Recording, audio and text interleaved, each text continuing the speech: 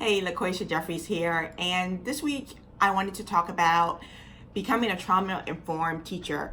Over on the Teaching and Taking Care Facebook page, you can follow up on this discussion. You can post what you think and how you're feeling. You'll go over to the group just by clicking the link that will be in the description below. And of course, please go ahead and like this video and subscribe so that we can reach more teachers and make a bigger impact in our education system.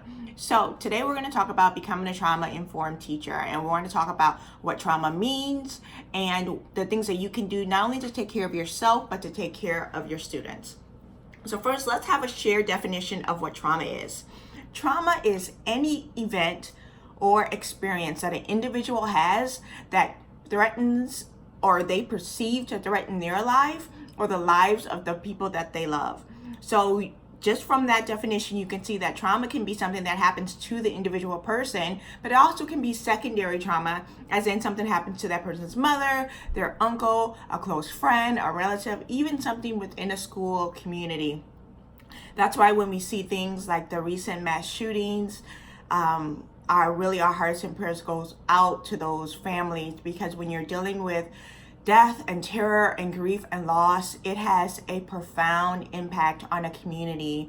I know even here in Virginia, being so far geographically removed from Texas and a little bit closer to Ohio, I felt it viscerally when I learned about these incidences, and it's traumatic. It affects your sense of safety, your paradigm shifts, what you believe is possible, and it can lead to a hypervigilance. So you can only imagine how the children who live in those actual areas, or who have people actually in the event or lost family members, how that can be traumatic for them, right? Then when you get to systemic issues like intergenerational abuses or trauma, things that happen in the home, domestic violence, drug abuse, mental health issues, depression, anxiety, police violence, poverty, food scarcity, housing insecurity. All of these things can lead to different ranges of trauma, and they show up differently for our students. Now, as educators, we're not licensed clinical anything, right? But what we can do is create environments that are safe for our students.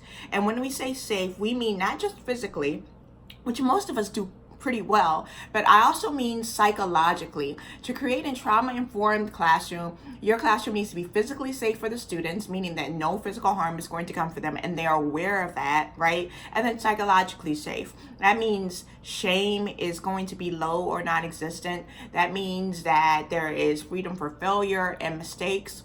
One of the things that is often used if you are, older, maybe I was raised in the 80s and 90s, people 60s, 70s, even earlier than that, shame was a very regular technique used in the classroom. So that would mean that it was not a trauma-informed classroom. It was not psychologically safe for students. Then when you think of students who came up during integration, they were definitely not physically and psychologically safe within their classrooms.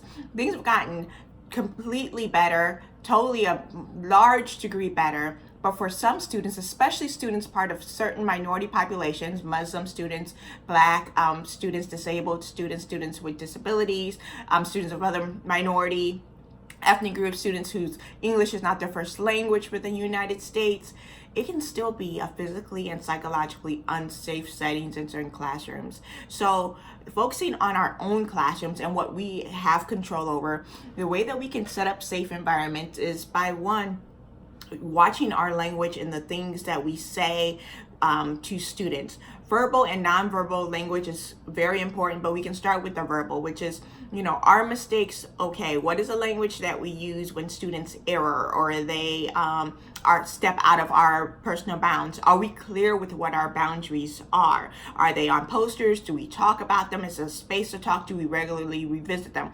All of those things and procedures make a classroom even more safe for a student who has experienced trauma in their lives and may have adverse behaviors because of it.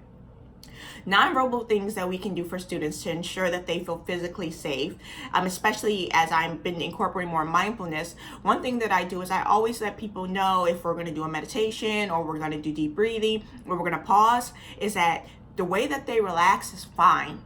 If they don't want to be touched, I'm not going to force that. If they need physical proximity, which some students do, then that's fine. If they don't feel comfortable closing their eyes, some students, they may have trauma around dark rooms and things like that. So it's important just to ask and seek out. And initially, students may not feel safe to tell you, but as you get to know your students more, or you get more adept at reading their body language, you can pick up cues from that as well.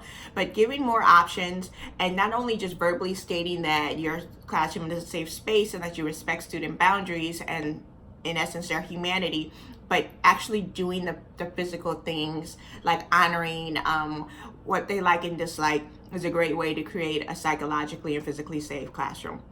Another way that we can create psychologically safe and physically safe classrooms is to communicate our transitions.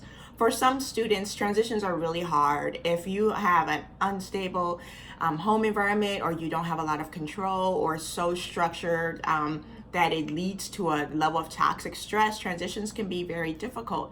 And so one thing as teachers we can do to ease that is to announce them in advance when there's removed from the event and it's not as stressful. So we can either say, hey, in 10 minutes we're going to start to wrap up, and that's going to look like you putting your things away. And then, in 5 minutes, some people have visual timers that work really great.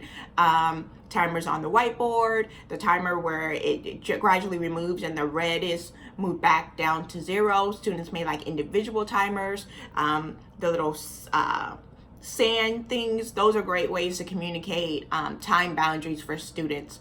Another great thing is to set the schedule up, and you can even have someone to be the schedule changer, especially if it's a student who has adverse behaviors specifically around transition.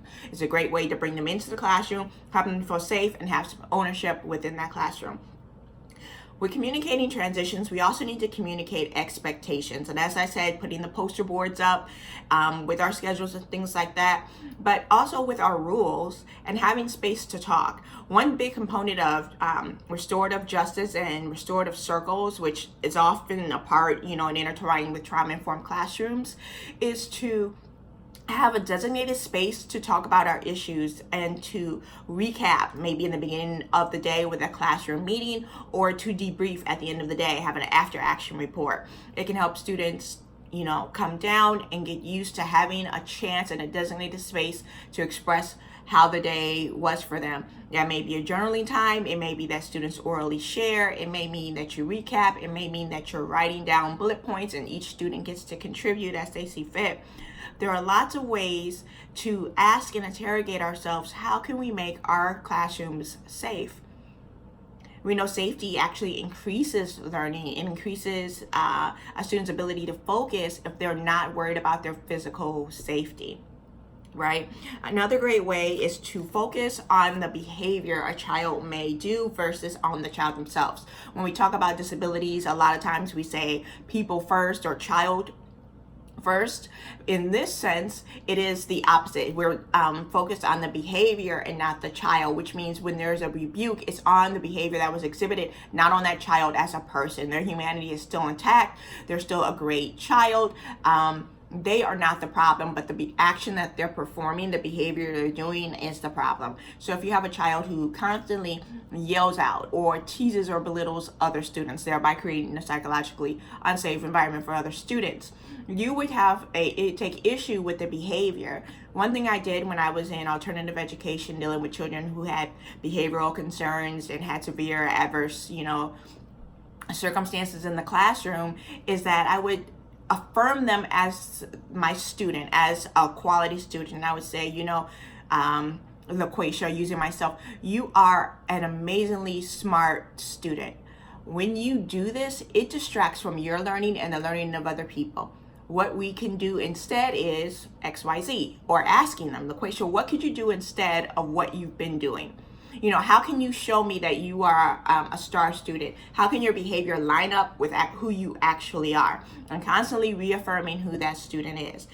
Students who have behavior problems in your classroom generally didn't start with you. It may be at home, it may be at church, in daycare, previous teachers. So they may be getting a lot of feedback telling them something contrary to what you're trying to instill. That's why language matters so much. The way we build up our students, the classroom models and creeds that we have about who we are, how we identify as star learners, as go-getters, as, number one rock stars, as risk takers, as problem solvers, as mathematicians, as literary geniuses. However you and your students identify yourselves is so important to come back to that, to build that community that also packs on to another layer of physical and psychological safety. I would really love to know what you think about all this in the comments. Let me know if you have ideas. Please share it, because as things become more tense within the country, and students experience, more psychological adverse experiences, as people struggle even during the housing crisis, when people who had previously had pretty stable lives had housing insecurity. That can be pretty tough for students to recover from, especially if it's a recurring theme in their family. So if you found a way that really works for you, drop that in the comments, and make sure you share this video with other teacher pals. So now I want to get to how you can take care of yourself as a teacher, because secondhand trauma is for real. I unfortunately remember the first time I found out that a student had been a victim of sexual assault, and that it takes you out. And as I feel things viscerally, it's not just like an intellectual. I generally feel it within my body when I get news, whether it's happy, I feel overcome with joy, and I feel light, and I feel exuberant and energetic. In the same way, when there's things that are stressful or disheartening or tragic, I can feel it, in my body, and I'm working to regulate that better. Here's some of the ways that I've learned. One of them is having a support network. I've talked before about having a phenomenal therapist. She was not my first therapist. I've had a number of them, but she is my best therapeutic relationship to this day. I feel safe with her. I'm able to communicate with her. She's able to give me great information. That's one of my support networks. But I also have a work bestie that I regularly check in with. I have my sisters, I have my spouse, I have friends, and then of course I have the people in the Teaching and Taking Care group on Facebook. And that's one of the reasons why I wanted to create this community, so that we can learn and grow together, and that if you don't have that support within your home or in your school or community, you can have it virtually, because support matters. Another thing we can do is to prioritize the care of our bodies. If you are, especially in elementary, they're very physical. So if you're giving out hugs, you're giving energy, you're susceptible to different germs, all the boogers and all that great stuff. We want to prioritize care, which means regularly scheduling follow-ups with your doctor. Your therapist counts too. Exercising, taking your vitamins, taking any medications that you should be having, drinking water, having tea, moderating your coffee and alcohol intake, looking at your foods, making sure there's some whole food, some fruit substance that's going into your diet, that's being incorporated in your diet. Honoring any intolerances you have and abstaining from those foods or limiting them. That's ways of prioritizing your body care. We also want to talk about rewarding ourselves. And one of the ways that I've done that is, I love to get my nails done. So setting up a time to go get my nails done, or get my hair braided, or have quiet time.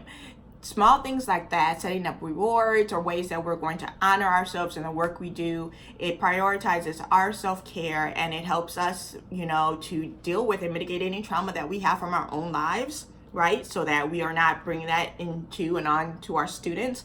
But then also any secondary trauma that we receive as the result of being a service provider, a service professional, someone who cares and gives to our children. So I hope this was helpful. If you have anything that you would like to add to the discussion, drop it in the comments, and then go on over and get on the Teaching and Taking Care Facebook group. We would love to have you in them. This week in particular, we're having a giveaway with the Teacher Care Crate. We partner with that amazing team. I'm so grateful to Sarah.